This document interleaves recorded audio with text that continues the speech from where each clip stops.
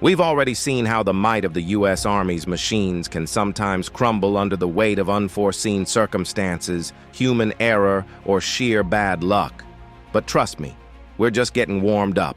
Because history has more than its fair share of blunders that left generals red-faced, taxpayers frustrated, and the rest of the world shaking its head. The flying brick. The M551 Sheridan tank. It was during the late 1960s that the Army debuted what they envisioned as the future of armored warfare, the M551 Sheridan, a light tank with teeth. It was amphibious, air-droppable, and had a monster 152mm gun that could fire both shells and guided missiles. Revolutionary on paper. Reality? The Sheridan became infamous for its maintenance nightmare. The aluminum hull was so lightly armored that even heavy machine gun bullets could blast through it. Its state-of-the-art missile guidance system was so picky that it barely worked in the jungle heat and humidity of Vietnam. And that massive gun?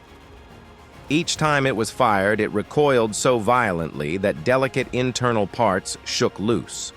Soldiers nicknamed it the aluminum death trap.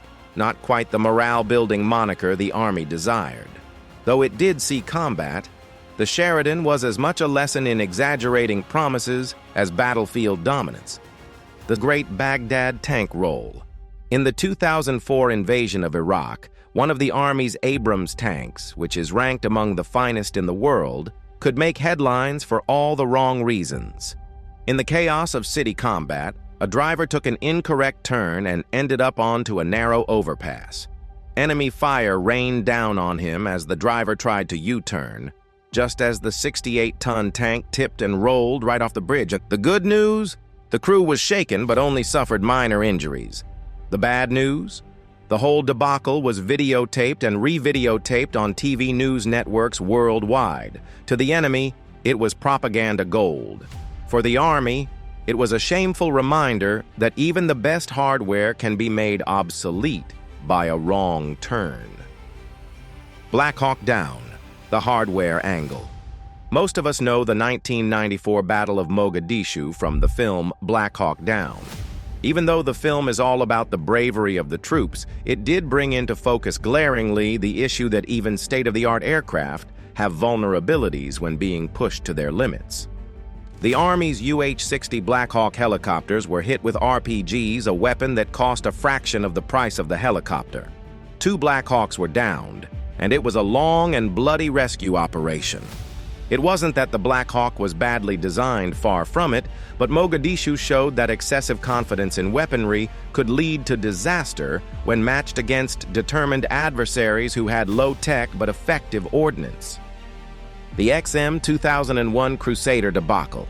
In the late 1990s, the Army spent billions on the XM2001 Crusader, an advanced self-propelled howitzer that would revolutionize artillery. The Crusader weighed over 40 tons and was automated with cutting-edge technology. But as the wars in Afghanistan and Iraq were fought, something terrible dawned on the Pentagon.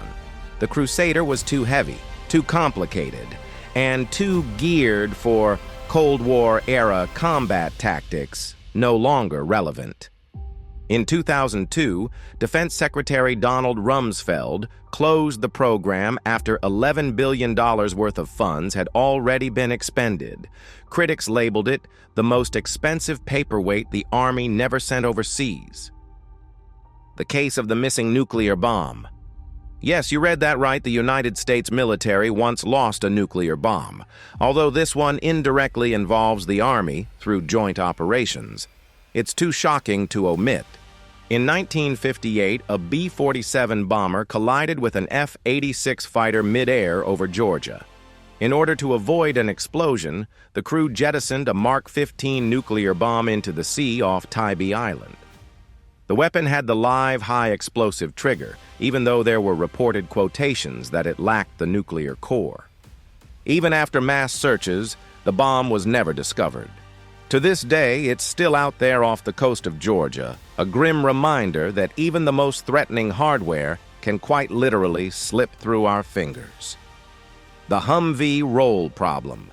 The Humvee, officially known as the High Mobility Multi-Purpose Wheeled Vehicle, was the symbol of the Gulf War. But as it was being used as the Army's vehicle of choice in Iraq and Afghanistan, flaws began to emerge. Its smooth sides and elevated profile made it dangerously vulnerable to roadside bombs. Worst of all, its elevated center of gravity made it roll over too easily. Dozens of troops were injured or killed in non-battle rollover accidents. At last, the Army began substituting Humvees in frontline service with heavier armored MRAP vehicles. But the Humvee's uneven safety record is a cautionary tale about the process of retrofitting peacetime designs for wartime application. The Bradley Fighting Vehicle. Too much of everything. The Bradley Fighting Vehicle was supposed to be an infantry carrier that could match the pace of tanks and fight its own battles, but its development proved to be Frankenstein's monster of conflicting requirements. The Army wanted it to carry infantry, as heavy with armor as a tank, mount a cannon, and even fire anti-tank missiles, and all in a weight low enough to be airlifted. The payoff was a tank that did everything averagely. It was too expensive, too heavy, and still vulnerable to enemy fire. The Bradley struggled on as a mainstay for decades, but its rocky development grew so legendary, it inspired the satirical novel The Pentagon Wars. Patton's Ghost Division, the inflatable army. Not all hardware failure is mechanical. Some are deliberate deceptions that survive their usefulness. The U.S. Army in World War II created a legendary Phantom Division under General Patton, including balloons for tanks, mock radio communications, and wooden cannon barrels. It was designed to deceive German intelligence before the Normandy invasion. It served superbly at the time. But after the war, those same decoy tactics proved far less effective. In Korea and Vietnam, the enemy quickly learned the difference between real armor and copies, which rendered the expensive inflatable weapons useless in actual battle zones. The Osprey Troubles. The V-22 Osprey tilt-rotor airplane was intended to combine the airplane speed with the versatility of a helicopter. However, in its early years, it was plagued by crashes, mechanical failures, and design flaws. Before it even entered full service, a number of fatal accidents cast serious doubts on whether the Osprey was even safe to fly. Although many of the issues have since been fixed, the Osprey's legendary development history is a textbook example of how pushing the edges of military technology can at times push right past the edge of safety. The M16 rifle is today one of the most familiar guns in the history of the United States military. But early in its existence during the Vietnam War, it had a catastrophic reputation. Troops were issued rifles without cleaning kits and told that the rifle was self-cleaning. To make matters worse, the powder in the ammunition was changed from the original design, generating more fouling and causing constant jams. Such were accounts of troops slain with their rifles lodged in their hands that morale in the troops was dented. In the end, the Army issued out cleaning kits, chrome-plated chamber spaces, and fixed the ammo problem after the rifle's initial reputation as a primer on how logical corners would cut lives short. Operation Eagle Claw, Desert Disaster, 1980. In April 1980, the United States pulled off a perilous rescue of 52 hostages in Tehran, Iran. The mission required 8 helicopters to converge in the Iranian desert. Mechanical issues struck early. One helicopter was forced to return due to a cracked rotor blade, another due to a hydraulic leak, and a third got lost in a sandstorm. When the aircraft arrived at the staging area, only 6 were available, the minimum. Next was the coup de grace. In relocation, one helicopter hit a transport plane, resulting in a large fireball that killed 8 soldiers. The mission was aborted, and the fiasco left the blush on the cheek of the U.S. military, which led to radical changes in special operations training and coordination. Comanche helicopter, $7 billion for nothing. The RAH-66 Comanche was meant to be the future stealth helicopter employed in reconnaissance and light attack roles. With state-of-the-art avionics, radar-absorbing design, and armament bays, it was the Army's gem of the 1990s. The catch? By the early 2000s, drones were evolving at a breakneck speed, making Comanche's work obsolete before it ever progressed beyond the prototype stage. Having spent nearly $7 billion, the Army scrapped the program in 2004 without fielding a single operational helicopter. It was a humbling reminder of how the pursuit of perfection in hardware can lead to years of expensive nothing. The Fat Man, drop test fail. 1945. In the final months of World War II, as America was preparing to drop atomic bombs, they conducted drop tests with dummy bombs. One such drop test featured a Fat Man casing the very same type later dropped on Nagasaki, dropped from a B-29.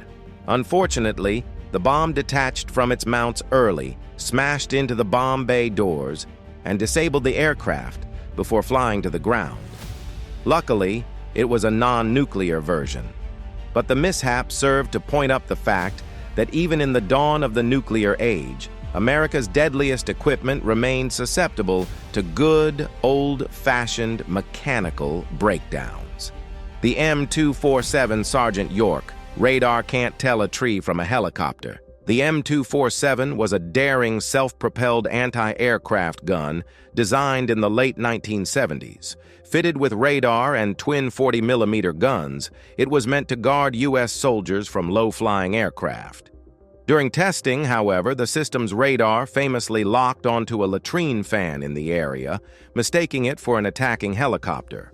The tank was also burdened with other issues: sluggish turret movement, poor reliability, and inability to keep pace with modern jets. The project was canceled in 1985 after it had cost $6 billion. The soldiers, who saw the fan incident, still refer to it as one of the most humiliating kills in Army history. Abrams in the mud when superior tanks sink. The M1. Abrams is one of the best tanks ever built, with its Chobham armor and gas turbine engine. But American forces discovered in training exercises in Europe that all that might is useless in heavy mud. The heavy tank's weight, over 60 tons, bogged it down in soft earth, and giant recovery vehicles were needed to tow it out. In other instances, enemy troops might have destroyed stranded Abrams at a distance and never even fired at them directly. It's a reminder of how terrain can counter the most powerful of machines. For decades, the U.S. Army has chased the horizon, designing bigger, faster, and more advanced hardware in the name of national security. Sometimes this ambition births awe-inspiring triumphs. Other times it births calamity, ranging from embarrassing failures to tragic losses that stain history's record. Every system carries inherent risks: the trap of over-engineering, the temptation to cut corners, and the cold reality that no plan survives unscathed, whether by the heat of combat or the unrelenting laws of physics. When Army hardware fails, the fallout is never uniform. Some disasters fade into footnotes, others spark global outrage. Sometimes they even cost lives. Yet each of these failures, no matter how disastrous, teaches us something invaluable about humility, adaptability, and the imperfect marriage of human ambition and machine precision. Hubris on parade. War has a way of humbling even the most cutting-edge machines. Tanks tumble from bridges, prized stealth aircraft collapse in trials, multi-billion-dollar programs vanish before deployment.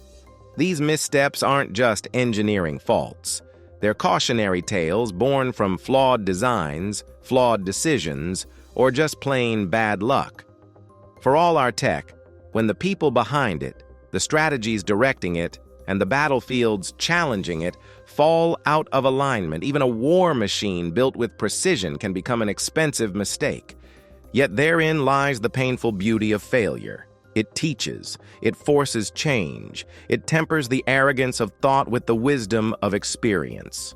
So the next time you see a gleaming piece of U.S. Army hardware paraded in the spotlight, remember, buried in its history may be the echoes of past failures, whispering lessons we should not forget.